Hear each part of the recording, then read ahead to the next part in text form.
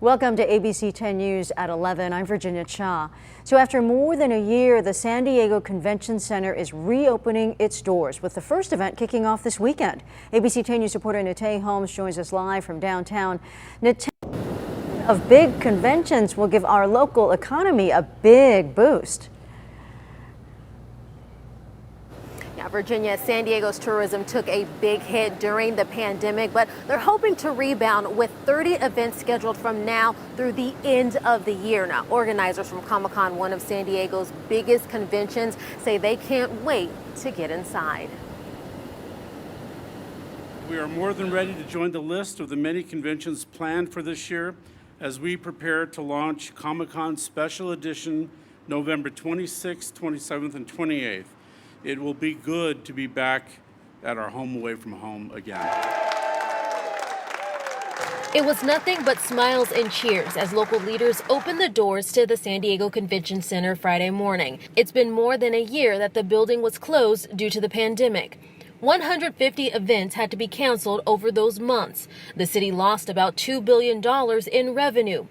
But the convention center wasn't fully closed to guests. In the early months of 2020, the venue was used to house people living on the streets to keep them safe from the virus. Months later, the convention center became a shelter for more than 3,000 unaccompanied migrant children seeking asylum. City leaders thanked the staff who worked tirelessly throughout the pandemic to help those in need. As the convention center starts to see more people, leaders say there are still protocols to keep individuals safe. Employees must wear masks regardless of vaccination status. Until October 1st, people attending indoor gatherings of more than 5,000 attendees will need to be fully vaccinated or have a negative COVID test result within 72 hours of the event. Now, the first event is set for Sunday. It's the SPY and Photonics 2021 event, and they have been working with the San Diego Convention Center for over 3 decades. In downtown, Natay Holmes, ABC 10 News. Thank you, Natay. Now to the latest on the shifting landscape as COVID cases surge across the country. This morning, Marine bases in our region are taking some new measures requiring everyone to wear masks indoors. That new order affects Camp Pendleton, Air Station Miramar, and the Air Station in Yuma, and it applies to everyone regardless of vaccination status. The news is coming on the heels of a move by the County of San Diego to require its workers to either get vaccinated or undergo regular testing. That's expected to go into effect mid-August. Experts we talked to say while it does raise some questions, it's likely to hold up to any potential legal challenges. The government is not saying vaccinate or you're fired. It's saying vaccinate or you have to go through these inconvenient, somewhat burdensome, but not horrible additional burdens to protect everybody's safety. That's a lot harder to challenge than a vaccinated or you're fired mandate. The county requirement is similar to plans we have seen now for both state and federal workers as well, along with plans for some major private businesses. Now, those are just some of the changes we are seeing as this situation evolves. To our north, another shift as kids return to school there. LA Unified announcing it will require staff and students to undergo weekly COVID testing as they return to campus. That testing, administrators say, will start next week. As we work together more details about the plan in LA, we're also reaching out to local districts here to see if they are considering anything similar. San Diego Unified says they're weighing options with their back to school just a month away. They do call testing an essential tool. As we confront the uncertainties, one thing seems certain. As kids prepare to return to school this fall, more change along the way is likely. ABC 10 News reporter Marie Cornell is live with what doctors say parents can do now to help prepare kids for these changes. Hello, Marie. Hi, Virginia. So for many of these students, this will be the first time they're on campus full time. So naturally, you have the feelings of anxiousness and nervousness. And doctors say the best way to help your kids is to do research about the changes and also have family discussions. In less than a month, students in San Diego County will return to in-person learning. While districts have been preparing campus for their arrival, doctors say parents also need to get them ready mentally and emotionally at home. That it's important to keep open lines of communication starting now. even before school begins. You want to encourage your children to share their feelings, their thoughts, their concerns about school. Dr. Justin LaPalooza with Auxilium Mental Health says a big part of this will require homework for parents. You want to start by managing expectations. Knowledge is power, and right now, learning about the protocols that the school is going to be maintaining, what are the changes going to be on campus, what are the rules about masks, recess. Dr. LaPalooza says children often don't know how to express how they're feeling verbally. So when school does start, keep an eye out for changes in behavior, especially right after school. Those first 20 minutes in the car when you're driving home from school, if they're acting a bit fussy, if they're acting out, if they're having a hard time listening, give them some time and be open to that process, because likely they're trying to let off steam from having to follow all of the rules, all of the structure and the protocol. And Dr. LaPalooza adds it's also important for parents to reach out to other parents and find a community where they can share their own feelings as they navigate through these changes. Live from Choice View, Marie Cornell, ABC 10 News. Thank you, Marie.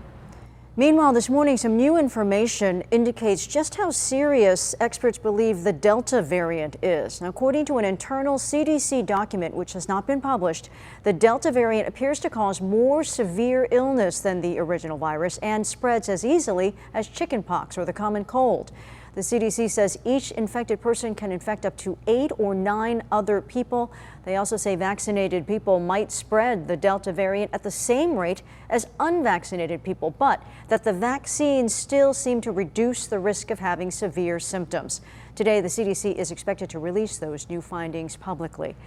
In light of all the news and changes concerning the coronavirus, we wanted to hear from San Diegans about what they think about the changes and the situation in general. In an ABC 10 News Union Tribune survey, we asked hundreds of San Diegans their feelings on a wide range of topics. Now, one of the questions, should employers be legally allowed to require workers to be vaccinated?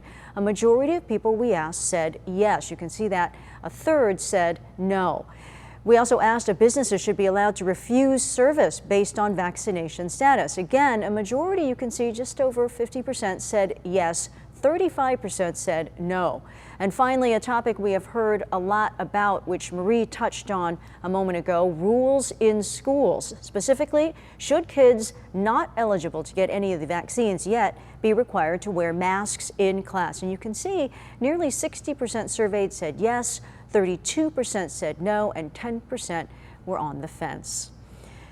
Well, this just in, the tense legal battle over former President Trump's tax returns appears to be over. The Justice Department has ordered the Treasury to turn over the records to Congress. The House Ways and Means Committee had sued to get those records, saying it needed them to investigate whether he complied with tax law. The former president tried to block the move, and it went all the way to the Supreme Court, which rejected his argument of immunity as president. Some new details this morning on the charges a San Diego-based sailor is facing. He is accused of igniting the fire that erupted aboard USS Bonhomme Richard. We have learned the sailor, who hasn't been named, is charged with aggravated arson and willfully hazarding a vessel. That's according to ABC News. The fire last summer, you may remember, burned for days and caused catastrophic damage to that warship. Ultimately, it was decommissioned and sent to a scrapyard in Texas. Well, we now know the name of the man killed in a violent crash in La Mesa. You'll remember this scene we first showed you on Wednesday after a driver in an SUV careened through a parking lot and into an office building on University Avenue. A man inside that building couldn't get clear in time and was killed. The medical examiner just identified him as Braden Jockman. The driver was injured but is expected to survive. Investigators are still looking into whether drugs or alcohol may have played a role in that crash. We are T-minus 2 hours before today's MLB trade deadline, and Padres fans are on the edge of their seats waiting to see if the Friars will pull off any last-minute fireworks. It's been a wild last 24 hours as the Pads initially appeared close to landing star pitcher Max Scherzer from the Nationals, but the elation slipped away and taken away by the boys in blue as the Dodgers swooped in and grabbed Scherzer for themselves and star shortstop Trey Turner. Padres pitcher Joe Musgrove says despite missing out, the team is still confident. It doesn't change things, man. I mean, we feel like we're better than that team. Regardless, we feel like we wanted more. We got the pieces that we need. We're gonna, we still got another day, so who knows what Preller's got up his sleeve. But you can't let that stuff change how we're gonna play. The Padres did acquire relief pitcher Daniel Hudson from the Nationals in exchange for 2 minor leaguers. They also hope to land another pitcher, Jose Berrios, but just in the last 30 minutes, the Blue Jays reported that they snagged him. We will be watching all the way up to the 1 p.m. deadline to see if the Padres make any more moves.